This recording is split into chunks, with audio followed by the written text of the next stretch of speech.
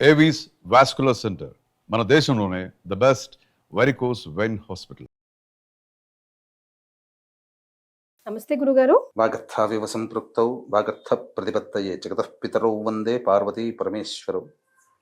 ఆదిత్యాయ చ సోమాయ మంగళాయ బుధాయ చ గురుశుక్రశనిభ్యశ్చ రాహవే కేతవే నమః. శృంగేరి జగద్గురు పీఠాధిపతులకి కంచి పీఠాధిపతులకి నమస్కారములు తెలియజేసుకుంటూ కార్యక్రమాన్ని ప్రారంభిద్దాం. గురుగారు, ఇప్పుడు చూడమని అమావాస్య వచ్చింది, అందులో గ్రహణం ఉంది, మన దగ్గర లేకపోయినా వేరే దేశాల్లో మనకు కనిపిస్తా ఉంది. నెక్స్ట్ డే నుంచే మనకి దేవి నవరాత్రులు స్టార్ట్ కదా. మరి ఇంటిని కానీ దేవుడు గదిని కానీ చిత్రపటాలను కానీ ఎప్పుడు శుభ్రం చేసుకోవాలి? ఇప్పుడు చాలా మందికి ఈ సంబంధించినటువంటి సందేహం ఎక్కువగా ఉంటుంది.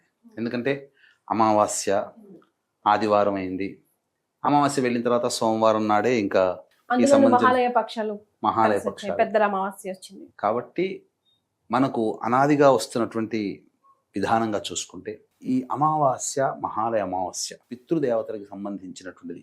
నా వ్యక్తిగతమైన అభిప్రాయం కాదు, సర్వశాస్త్రాలు వేదములు కూడా ఘోషించేటువంటిది ఏంటంటే పితృదేవతలు ప్రధానమా దేవత ప్రధానమా అంటే పితృదేవతలే ప్రధానం, దేవత కాదు.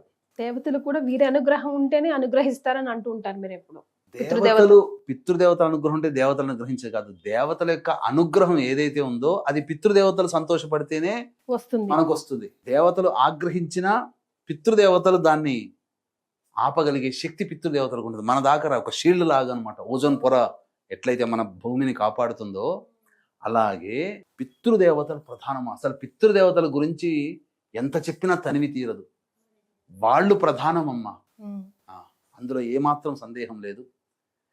పూజించమని దేవుడి చేయమని ఎక్కడా కూడా శాస్త్రంలో చెప్పబడింది ఏంటి? మన స్వార్థం కోసం దేవతాశక్తిని పొందుతున్నాం. ఆ దేవతాశక్తి మనకు రావాలన్నా పితృదోషాలు పితృలోపాలు ఉండకుండా పితృదేవతలు సంతోషంగా ఉంటే దేవతాశక్తి వరదలా వస్తుంది. బెస్ట్ ఎగ్జాంపుల్ అర్థమయ్యేటట్టు చెప్తానమ్మా. ఇప్పుడు చదువుకోవడానికి విదేశాలకు వెళ్తారు మన పిల్లలు. వెళ్ళిన తర్వాత అక్కడ అంతా చెకింగ్, అంతా ప్రాసెస్ ఉంటుంది. ఎంబసీ చెకింగ్ ఉంటుంది. అన్నీ బాగుంటేనే వాళ్ళ యూనివర్సిటీలో అడుగు పెడతారు.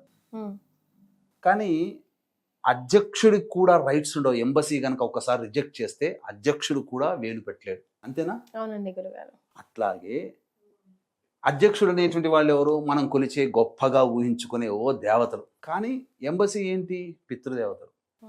అక్కడికి వెళ్ళిన తర్వాత వాళ్ళు లోపలికి వెళ్ళాలన్నా వీళ్ళు స్టాంప్ వేయాల్సి, ఆ ఎంబసీ యాక్సెప్ట్ చేస్తేనే వాళ్ళు దేశంలోకి అడుగు పెడతారు.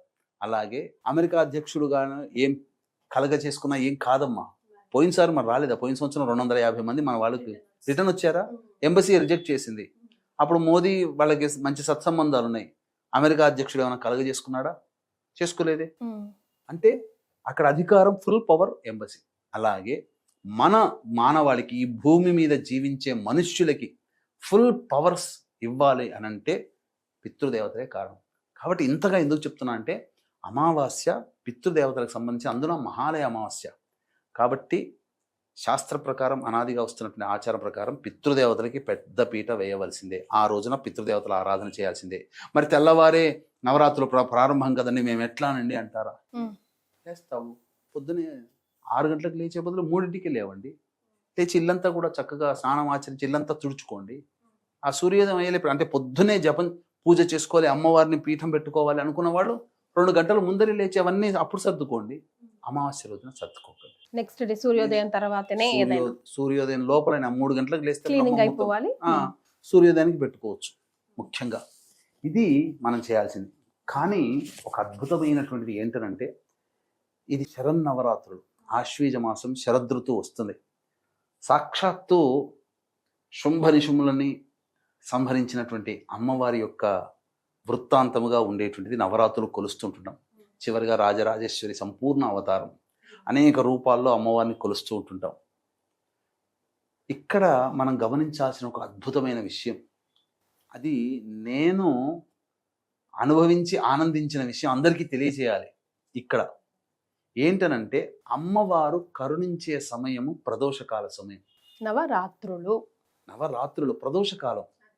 ప్రదోషకాలం అంటే సూర్యాస్తమయానికి ఒక రెండు ముహూర్తాల కాలం ముందు వరకు, అంటే సూర్యాస్తమయానికి 48 నిమిషాలు, సూర్యాస్తమయం తర్వాత 48 నిమిషాలు. ఈ సమయంలో అమ్మవారి యొక్క అనుగ్రహం అనేటువంటిది సంపూర్ణంగా ఉంటుంది. అప్రాక్సిమేట్ గా టైం చెప్పండి గురుగారు, ప్లస్ ఆర్ మైనస్. చెప్పాను కదమ్మా, ప్రతిరోజు సూర్యాస్తమయం, సూర్యోదయం గురించి కాదు, సూర్యాస్తమయంకి 48 నిమిషాల ముందు, సూర్యాస్తమయం తర్వాత 48 నిమిషాలు. ఓకే. ఈ సమయమే అమ్మవారు సంపూర్ణ అనుగ్రహంగా ఉంటుంది. కావాలంటే చెక్ చేసుకోమా నువ్వు వెళ్ళి. ఎందుకనంటే రేపు నువ్వు వెళ్ళి మీ ఇంటి దగ్గర అమ్మవారి దేవాలయం ఉంది కదా, వెళ్ళు ఒకసారి అమ్మవారిని మొత్తం చూడు, అలంకరణ చేసిన తర్వాత అమ్మవారిని చూడు ఎలా కనబడుతుంది. సిగ్నిఫికెన్స్ చెప్తాను. కోపంగా, కొద్దిగా రౌద్రంగా, భీకరంగా కనబడుతుంది. అదే అమ్మవారిని ఆఫీస్ అయిపోగానే డైరెక్ట్ అమ్మవారి టెంపుల్కి వెళ్ళిపో. అప్పుడు ఎలా కనబడుతుంది, చాలా నవ్వుతూ కనబడుతుంది. ఆ మొహంలో మరి పొద్దున కనిపించిన భీకర రూపము, రౌద్ర రూపము, దర్పము సంబంధించినటువంటిది సాయంత్రానికి వచ్చేసరికి ఎంత ఆనందంగా, ప్రశాంతంగా వరాలిస్తున్నట్టుగా ఉంటుంది. అందుకనే ఈ యొక్క శరన్నవరాత్రులు ప్రదోషకాల సమయంలో చేసుకున్న వ్యక్తి అమ్మవారి అనుగ్రహానికి సదా పాత్రులవుతారు. అందుకని ఆ రోజంతా ప్రతిరోజు కూడా ఈ నవరాత్రులు ప్రతిరోజు వీలైతే ఉపవాసం ఉండి ప్రదోషకాల సమయంలో అమ్మవారిని ఆరాధన చేయండి. ఎంత సంతోషంగా ఉంటారంటే అంత సంతోషంగా. అమ్మవారు ఆ ఇంట్లో తిష్ట వేస్తుంది, కళకళలాడుతుంది. అమ్మవారి శక్తి సంపూర్ణంగా ఉంటుందని చెప్పడంలో ఏమాత్రం సందేహం లేదు. అంటే అన్ని సమయాల్లో ఉండదా అని కాదు, ఉంటుంది. కానీ ప్రదోష కాలంలో చేసేటువంటి పూజా విధానం ఏదైతే ఉంటుందో అమ్మవారు వరాలిస్తున్నట్టు. సింపుల్ గా చెప్పాలంటే మీకు అర్థమయ్యేటట్టుగా ఒక విషయం చెప్తానమ్మా. మీ బాస్ ఉన్నారు కదా, ఇప్పుడు మీరు బాస్ కోపంగా ఉన్నాడు, బిజీగా ఉన్నాడు అనుకోండి, నాకు లీవ్ కావాలని చెప్పి అంటే శాంక్షన్ అవుతుందా? సంతోషంగా ఉన్నాడు, చిల్అవుట్ చేస్తున్నాడు, జోవియల్గా ఉన్న టైంలో పోయి 4 మాటలు మాట్లాడి నాకు పలానా రోజు ఇంట్లో పని ఉంది, నాకు లీవ్ కావాలంటే ఓకే గో హెడ్ అని అంటాడు. అలాగే అమ్మవారు సంతోషంగా ఉండే సమయం ప్రదోష కాలానికి ఉండేటువంటి సమయం. కాబట్టి ఆ సమయంలో అమ్మవారిని ఆర్జీ పెట్టుకో, పూజ చేయి, అమ్మవారిని సంతోషపెట్టు. ధూపదీప నైవేద్యాలు, పంచోపచారాలు, షోడశోపచార విధానంగా పూజ చేసి అమ్మవారికి ఆర్జీ పెట్టు. నీకేం కోరిక కావాలో ఎందుకు తీర్చదో మహాతల్లి, ముగ్గురమ్మల మూలపుట్టు తల్లి ఆ దుర్గాదేవి ఖచ్చితంగా తీరుస్తుంది.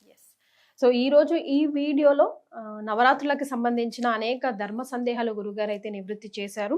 ఒక్కొక్క వీడియోలో మనం డెఫినెట్గా ఈ 9 అవతారాలకి సంబంధించి ఏ రంగు అమ్మవారికి ఇష్టం, ఏ నైవేద్యం సమర్పించాలి, ఏ అష్టోత్తరంతో అమ్మవారిని పూజించాలి, ఆరాధించాలన్న విషయాలు ఒక 9 వీడియోలుగా గురుగారు ఆధ్వర్యంలో మళ్ళీ చేస్తాను.